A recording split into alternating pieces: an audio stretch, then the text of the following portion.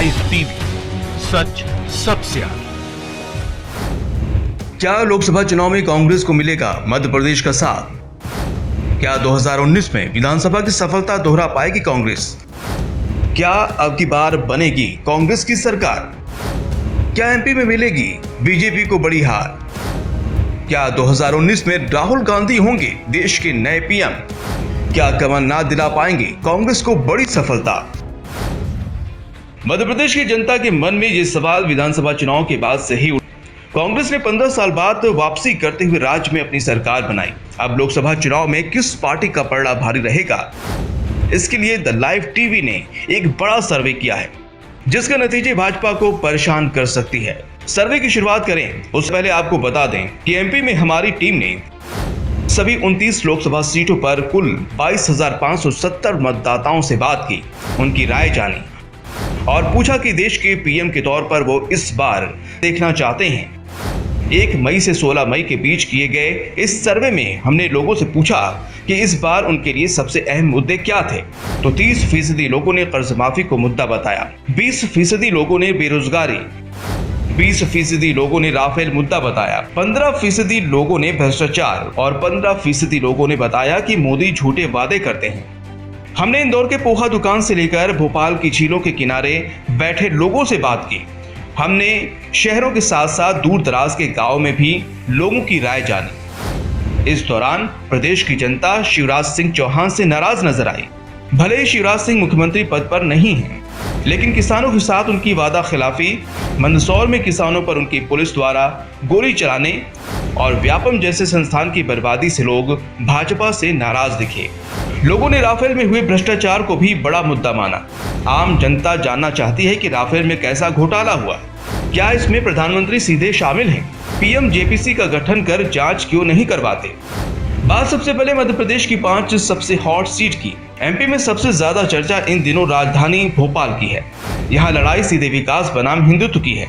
अप्रैल की चढ़ती गर्मी में प्रज्ञा सिंह ठाकुर के विवादित बयानों ने सियासी पारा और बढ़ा दिया। साध्वी ने न सिर्फ मुंबई हमले में शहीद हुए एटीएस चीफ हेमंत करकरे को देशद्रोही बता दिया, बल्कि हाल ही में उन्होंने देश के पहले आतंकवादी नाथूराम गोडसे को देशभक्त भी बता दिया।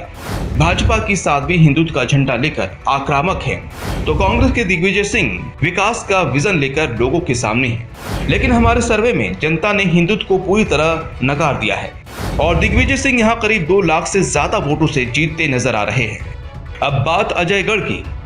अजयगढ़ 1960 से जनसंघ का गढ़ रहा है। 30 साल में उमा भारती, कैलाश जोशी जैसे नेता यहां से केंद्र में गए। कमलनाथ सरकार में 2 कैबिनेट मंत्री और 1 विधायक इसी संसदीय सीट से आते हैं। हमारे सर्वे में इस बार कांग्रेस भाजपा के इस किले को तोड़ने जा रही है। अब बात मुरैना की। ये केंद्रीय मंत्री नरेंद्र सिंह तोमर का नया ठिकाना है।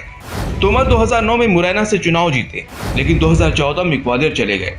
2019 में सियासी समीकरण ऐसे गड़बड़ाए कि उनको फिर से मुरैना जाना पड़ा। यहाँ बसपा ने राम लखन सिंह का टिकट काटकर हरियाणा के करतार सिंह भड़ाना को टिकट दिया है। कांग्रेस के रामनिवास रावत 5 बार विधानसभा की सीढ़ियां चढ़कर अब लोकसभा के गलियारे में जाना चाहते हैं। तोमर के खिलाफ यहाँ की आम जनता है, साथ ही पार्टी में भीतरघात भी है। इसका फायदा रावत को मिलेगा। रावत ने राहुल के विजन को जनता तक पहुंचाने का पूरा प्रयास किया है। इसका उन्हें फायदा लोकसभा चुनाव में मिलता नजर आ रहा है। उनका इस सीट से संसद जाना तय माना जा रहा है। मुरैना के पास ही एक हाई प्रोफाइल सीट है गुना। यहाँ से कांग्रेस के कद्दावर नेता ज्योतिरादित्य सिंधिया मैदान में है। उनका मुकाबला भाजपा के केपी यादव से है, लेकिन हमारे सर्वे में ज्योतिरादित्य सिंधिया यहाँ तकरीबन 1.5 लाख वोटों से जीत सकते हैं। गुना के बाद सीधी की।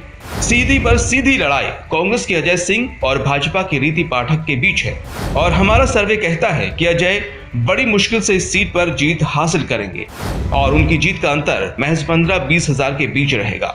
वहीं छिंदवाड़ा और मुख्यमंत्री कमलनाथ के बेटे नकुल नाथ के सामने भाजपा के नत्थन शाह मैदान में है। हमारा सर्वे कहता है कि इस सीट पर नकुल नाथ एक तरफा जीत हासिल करते हुए करीब 2 लाख वोटों से नत्थन शाह को हरा सकते हैं। इंदौर लोकसभा सीट भी एमपी की हॉट सीट में शामिल है। यहाँ इस बार सुमित्रा महाजन की जगह भाजपा ने शंकर लालवानी को चुनावी मैदान में उतारा है। शंकर लालवानी का मुकाबला कांग्रेस के पंकज संघवी से है और हमारा सर्वे कहता है कि इस बार यहाँ बाजी पलट सकती है और भाजपा उम्मीदवार शंकर लालवानी यहाँ करीब 60 से 70 हजार वोटों से हार सकते हैं। अब बात करते हैं एमपी में किस पार्टी को कितनी सीट मिल रही है। हमारे सर्वे के मुताबिक एमपी की 29 लोकसभा सीटों में से कांग्रेस को 18 और भाजपा को 11 सीटें मिलने की संभावना है। यहां कमलनाथ के द्वारा की गई कर्ज माफी ने कांग्रेस को फायदा पहुंचाया है। राहुल ने विधानसभा चुनाव से पहले वादा किया था कि 10 दिन के अंदर कर्ज माफी हो जाएगी और सरकार बनने के बाद सीएम कमलनाथ ने इसे अमली जामा भी पहनाया, जबकि भाजपा इस मुद्दे का काट नहीं निकाल सकी, जिसका खामियाजा यहां भाजपा को भुगतनी पड़ेगी और उसे करारी शिकस्त का सामना करना पड़ेगा। द लाइव टीवी के लिए bureau report. The live TV, सच सबसे आगे।